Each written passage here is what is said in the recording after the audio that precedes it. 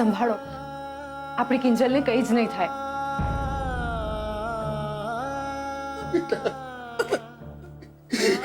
કિંજલ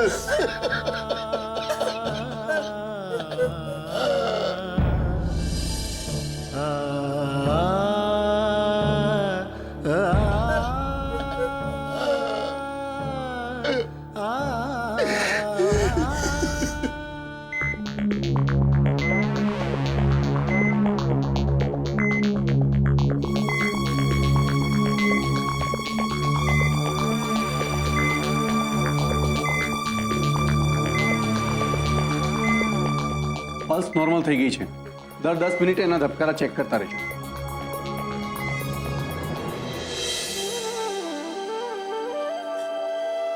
આપણી કિંજલને કંઈ નહીં થાય. તમે ચિંતા કરવાનું બંધ કરો. चिंता क्या करूं छू चिंता मीरा रडवानु बंद कर दे सेजल सुलूची ना अरे किंजल मारा काळजाનો ટુકડો છે જ્યાં સુધી મારું હૃદય ધબકતું રહેશે ને ત્યાં સુધી કિંજલના ધબકારા બંધ નહીં થાય. કોણ બોલે છે આ બતા? અરે એની ઉંમર પણ શું છે હજી? માંડ 20-22 વર્ષ. પપ્પા, તમારી જાતને સાચવો. કિંજલને કંઈ જ નહીં થાય. કેવી રીતે સાચવું બેટા? એ જન્મીને ત્યારે માત્ર 10 મિનિટની હતી ને નર્સે ને મારા હાથમાં મૂકી ગઈ. એ જેવી મારા હાથમાં આવી કે એને મારી આંગળી પકડી લીધી. જાણે કહેતી ન હોય, પપ્પા હું ક્યારેય તમારો સાથ નહીં છોડું.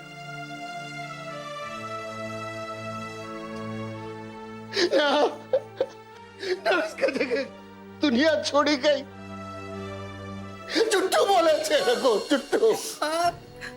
આપણી કિંજલને કંઈ નહીં થાય. તમે ભગવાન ઉપર ભરોસો રાખો. આપણી કિંજલને કંઈ નહીં થાય. મીરા, હવે ભગવાન પર ભરોસો નહીં રાખી શકાય. એને મને ફોનમાં કહ્યું તું. એને મને અને તમને ખબર છે, સૂતા પછી મને સપનું આવે, અને સપનામાં કોણ આવે ખબર છે? ભગવાન. અને મારે ભગવાનને એ પૂછવું છે કે હંમેશા આપણી સાથે જવું કેમ કરે છે?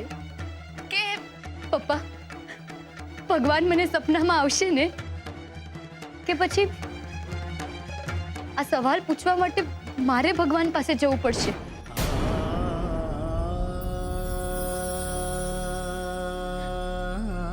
ભગવાન જો સપનામાં આવશે ને તો હું એમને પૂછીશ. કહ્યું તું એને મને, પણ હું જ ના સમજ્યો.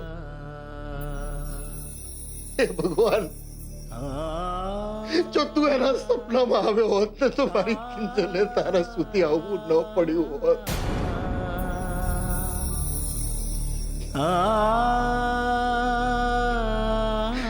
શું કરું?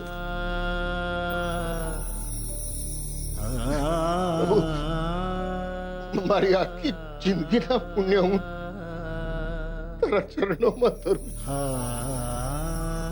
મારી કિંજલના ધબકારા આપી દે બસ. એના ધબકારા આપી દે. જોઈએ તો મારા ધબકારા લઈ લે ભગવાન, પણ મારી જિંદગી બચાવી લે તું. મારી કિંજલને બચાવી લે.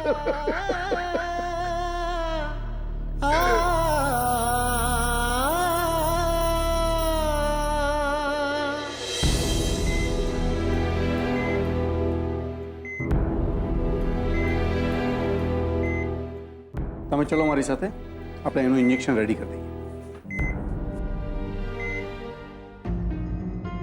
ડૉક્ટર સાહેબ, કિંજલ ઠીક તો થઈ જશે ને? હા હા મોહનભાઈ, કિંજલ ઠીક જ છે. પણ હું તમને બધાને અંધારામાં રાખવા નથી માંગતો. કિંજલને ખૂબ જ લોહી વહી ગયું છે અને એના માથામાંથી કન્ટિન્યુ બ્લીડિંગ પણ ચાલુ જ છે. તમે એક કામ કરો, હું 2-4 ટેસ્ટ લખી આપું છું, જેના રિપોર્ટ્સ કરાવી લો. રિપોર્ટ્સ આવતાની સાથે જ આપણે ઓપરેશનનો નિર્ણય લઈ શકીશું. સિસ્ટર, ગ્લુકોઝની બોટલ તૈયાર કરો. બાય ધ વે, તમારી પાસે કિંજલની ઇન્સ્યોરન્સ પોલિસી કે મેડિક્લેમ છે? નહીં ડૉક્ટર સાહેબ, અમારા ઘરમાં કોઈનો મેડિક્લેમ કે ઇન્સ્યોરન્સ પોલિસી નથી. તો પછી આ ઓપરેશનનો બધો જ ખર્ચો તમારે ભોગવવો પડશે. એક કામ કરો, તમે બધા જ પૈસા વહેલામાં વહેલી તકે હોસ્પિટલમાં જમા કરાવી દો, એટલે અમે ઓપરેશનની તૈયારી શરૂ કરી.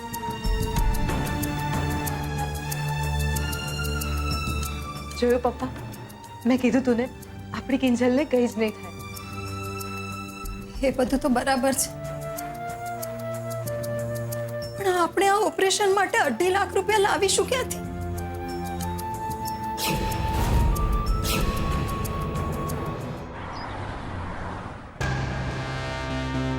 અંદર આવો કે માસુકભાઈ?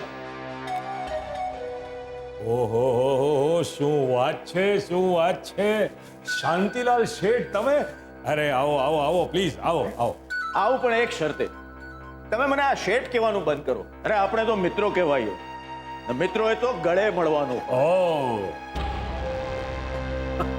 હવે લાગે છે જૂના જોગી જેવું. અરે પ્લીઝ પ્લીઝ આવો, બેસો બેસો બેસો. અને હવે ફરમાવો, શું લેશો? ચા, કોફી, ઠંડુ? ભાઈ હું તો જમીને જ જઈશ. એનાથી ઉત્તમ બીજું શું હોઈ શકે? તમને અહીંયાની સારામાં સારી હોટલમાંથી ગુજરાતી થાળી ખવડાવું છું. હલો, આપણે જે થાળી મંગાવીએ છીએ ને, હા, 2 સ્પેશિયલ કહી. હા, તો બોલો, શું સેવા કરી શકું તમારી? સેવા તો ના કહી શકાય, પણ એક મદદ જોઈએ છે તમારી. સરકાર સાથે મળીને તાપીનગરમાં એક ફ્લાયઓવર બનાવી રહ્યો છું. ઓહો હો હો, એટલે મારી દુકાનની સામે તમે તમારી દુકાન શરૂ કરવાના છો એમ ને? ઉપરથી કહો છો કે મારી મદદ જોઈએ છે? હા, અને એ મદદના બદલામાં એ દુકાનમાં તમને પણ ભાગ આપવામાં આવશે. બોલો, કરશો મદદ? બહુ મોટો પ્રોજેક્ટ છે, બહુમાળી મકાનો, ઇન્ટરનેશનલ ક્વોલિટીના મોલ્સ. મદદમાં જમીન ખાલી કરવા માટે તમને માણસો જોઈએ છે ને?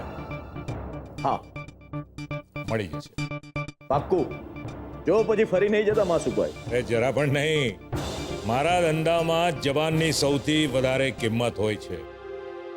અને આમ પણ હવે મારા એરિયામાં આવીને તમે મારી નજર સામે આટલો મોટો પ્રોજેક્ટ ઘર કરી ગયા, તો પછી ભાઈ મારે પણ સમજવું જોઈએ ને કે હવે તો સાથે ચાલવામાં જ માલ છે. પણ જો સાથે ચાલવાની તૈયારી હોય ને માસુકભાઈ, તો પહેલા મારે એ જોવું છે કે તમે મારી ચાલવાની સ્પીડ સાથે ચાલી શકો છો કે નહીં. એટલે હું કઈ સમજ્યો નહીં. માસુકભાઈ, વાત એમ છે કે આ ફ્લાયઓવર જ્યાંથી પસાર થાય છે એની બાજુમાં તમારા વેવાય મોહનભાઈનું ઘર છે.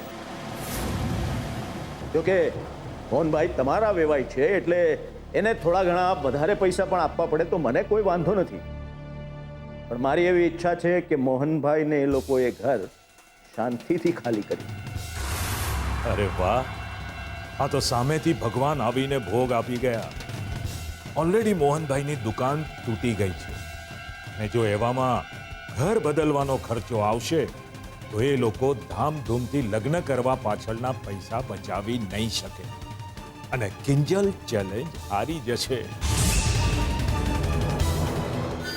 શું થયું માસુભાઈ? મારી સાથે ચાલવાનું શરૂ કરો એ પહેલા જ ઠેબુ ખાઈ ગયા? અરે ના ના, એવું જરા પણ નથી ભાઈ. મારા તો ધંધાનો એક જ નિયમ છે, આપણો ફાયદો એ જ આપણો પરમેશ્વર. હા, પણ આવું કરવા જતાં જો તમારા અને તમારા વેવાઈના સંબંધમાં ખટાશ આવી ગઈ તો? એ મારો પ્રોબ્લેમ છે, એની ચિંતા તમે નહીં કરો.